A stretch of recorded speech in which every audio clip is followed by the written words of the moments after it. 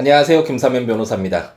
오늘은 연인관계에서의 금전거래가 있다가 헤어졌을 때 돈을 돌려받을 수 있는 방법과 관련돼서 설명을 드리려고 하는데, 우선 두 가지 예를 한번 살펴보도록 하겠습니다. 첫 번째 예는 당신을 사랑해서 빌려주는 돈이니까 마음 놓고 써! 라고 이야기를 하면서 돈을 빌려주는 경우고, 두 번째 사례는 사랑하는 당신을 믿어서 주는 돈이야. 나중에 성공하면 2배로 보답해줘야 해. 라고 이야기를 하는 경우를 생각해 보도록 하겠습니다.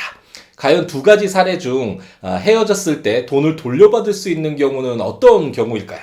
결론은 마지막에 말씀드리도록 하겠습니다. 현행 민법에서 15가지의 계약의 종류를 규정하고 있는데요. 물론 당사자들의 합의를 통해서 15가지 이외의 내용을 담은 계약을 체결하는 것도 가능하지만, 대체적으로 우리 사회에서 일어나는 계약은 이 15가지, 민법에서 규정하고 있는 15가지의 범위에 속한다라고 생각을 하시면 되겠습니다. 연인관계에서의 금전거래는 대체적으로 그 15가지 계약의 종류 중에 소비대차 계약 또는 증여계약에 해당이 되는데요. 우선 소비대차 계약은 제598조에 규정이 되어 있는데, 소비대차는 당사자 일방이 금전, 기타 대체물의 소유권을 상대방에게 이전할 것을 약정하고, 상대방은 그와 같은 종류, 품질 및 수량으로 반환할 것을 약정함으로써 그 효력이 생긴다라고 해서, 소비대차는 쉽게 생각해서 조문이 좀 길고 내용이 많긴 한데, 금전, 돈을 소유권을 상대방에게 이전한다라는, 그래서 돈을 상대방에게 건네주고 상대방이 그와 같은 종류, 품질, 수량, 같은 금액이 되겠죠. 100만 원을 빌려줬다 그러면 그 100만 원을, 동일한 그 금액을 반환할 것을 약정하는 것이 바로 소비대차 계약이다 라고 생각을 하시면 되겠습니다. 그에 반해서 제554조가 증여를 규정하고 있는데요. 증여는 당사자 일방이 무상으로 재산을 상대방에게 수여하는 의사를 표시하고 상대방이 이를 승낙함으로써 그 효력이 생긴다라고 규정을 해서 무상으로 아무런 대가 없이 재산을, 돈이 됐든 물건이 됐든 부동산이 됐든 이러한 재산을 상대방에게 주는 그런 의사표시와 상대방이 이를 승낙하는 그 계약이 바로 증여계약이다라고 규정을 하고 있습니다.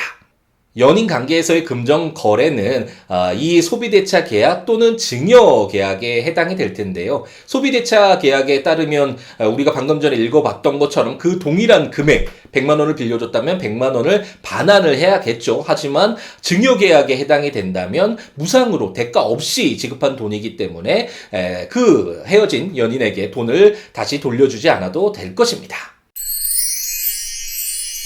연인 사이에 금전 거래가 있다가 헤어진 뒤에 돈을 돌려달라라는 그런 일이 상당히 많고, 저도 개인적으로 이러한 종류의 사건을, 재판을 여러 차례 담당하기도 했었었는데요.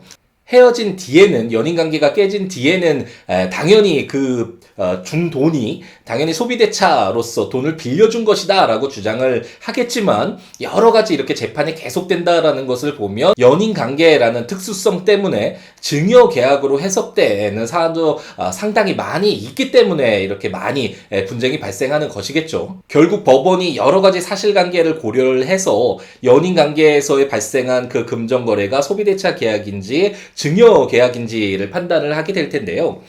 대법원 판례 중에 참고할 만한 판례가 있어서 소개를 해드리려고 하는데, 2년여 동안 사실혼 관계에 있던 중에 원고가 4천여만 원을 피고에게 돈을 건네주었는데 반환하지 않았다라는 이유로 청구한 사건인데, 그 중에서 2,500만 원을 피고 채권자에게 송금해 준 것이 대여금에 해당한다라고 주장했던 사안이 대법원까지 간 사안이었죠. 이 사안에서 법원은 여러 가지 사실관계를 고려를 해서 결혼을 전제로 동거하기 시작해서 사실혼 관계를 유지하여 온 점, 동거를 시작한 지 얼마 지나지 않아 피고의 채권자에게 원고가 2,500만 원을 직접 송금하여 사채를 정리하게 한 점, 원고가 피고에게 차용증 등의 작성을 요구한 사실이 없는 점, 사실혼 관계 동안 피고가 원고에게 100만 원 이상의 봉급을 생활비로 지급한 점, 이 사건 소를 제기하면서부터 위 금원의 반환을 요구하기 시작한 점 등을 고려를 해서 이 사건의 경우 원고가 피고의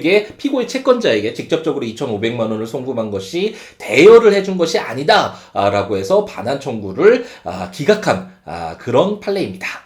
물론 이 사례에서 피고가 원고와 사실혼 관계에 있었고 100만 원 이상의 생활비를 계속 지급한 점 등이 많이 고려가 되기는 했겠죠. 하지만 법원의 판결 이후에서 보듯이 차용증 등의 작성을 요구하거나 그 건네줬던 돈을 돌려달라라는 그런 의사가 없었다면 그것은 증여계약으로 해석될 그 여지가 있다라는 것을 이 사안을 통해서도 확인할 수 있습니다. 처음 시작하면서 두 가지 사례를 봤는데 이 두 가지 사례 중에 어떤 경우에 연인관계의 이 금전 거래였지만 헤어진 뒤에 돈을 돌려받을 수 있는지 정답을 말씀드려 보도록 하겠습니다. 첫 번째 사례가 당신을 사랑해서 빌려주는 돈이니 마음 놓고 써라는 것이었고, 두 번째 사례는 사랑하는 당신을 믿어서 주는 돈이니 나중에 성공하면 2배로 보답해줘 라는 사례였죠. 이 두 가지 사안 중에 어떤 것이 돌려받을 수 있는 소비대차 계약이고 어떤 것이 증여 계약일까요? 물론 다른 여러 가지 사실관계가 덧붙여져서 다양한 다른 결론이 나올 수도 있겠지만 제가 의도한 이 사례에 봤을 때는 첫 번째 사례의 경우에는 소비대차 계약으로서 헤어진 뒤에 돈을 돌려받을 수 있고, 두 번째 사례는 증여계약으로 해석이 되어서 헤어진 뒤에 돈을 돌려받을 수 없을 가능성이 크겠습니다. 그 이유가 첫 번째 사례에서는 당신을 사랑해서 마음 놓고 써, 이것은 증여같이 보이지만 빌려주는 돈이니 라고 이렇게 명확히 대여를 해준다라는 점을, 소비대차 계약이라는 점을 명시를 했죠.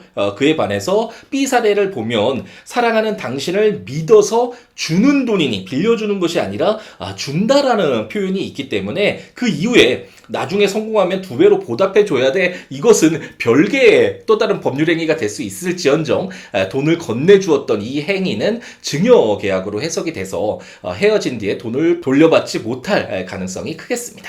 그렇다면 연인관계 금전거래에서 헤어질 수 있잖아요. 연인관계에서 헤어진 뒤에 돈을 돌려받기 위해서는 어떻게 해야 되느냐라는 것을 말씀드리면, 사랑하는 관계인데 돈을 건네주면서 우리 차용증 쓰자, 이리 와봐, 차용증 언제까지 어떤 조건에서 이자 얼마로, 이렇게 차용증 쓰면서 돈을 빌려주는 것은 쉽지가 않잖아요, 현실에서는. 다만 제가 담당했던 사건이나 지금 우리가 읽었던 대법원 판례에서 보듯이 연인관계에서는 다 좋을 수 있지만 헤어진 뒤에는 그 빌려줬던 돈을 돌려받고 싶잖아요.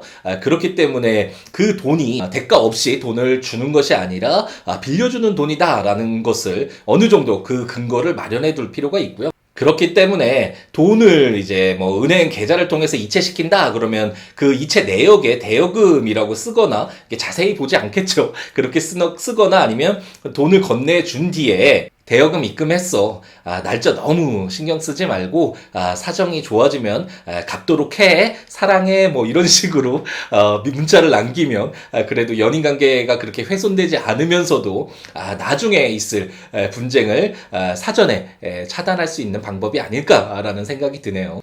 이번 영상이 도움이 되었다면 좋아요, 다음 영상이 기대가 된다면 구독, 알림 설정을 부탁드립니다. 그럼 오늘 하루도 행복 가득하게 채우시기 바랍니다. 감사합니다.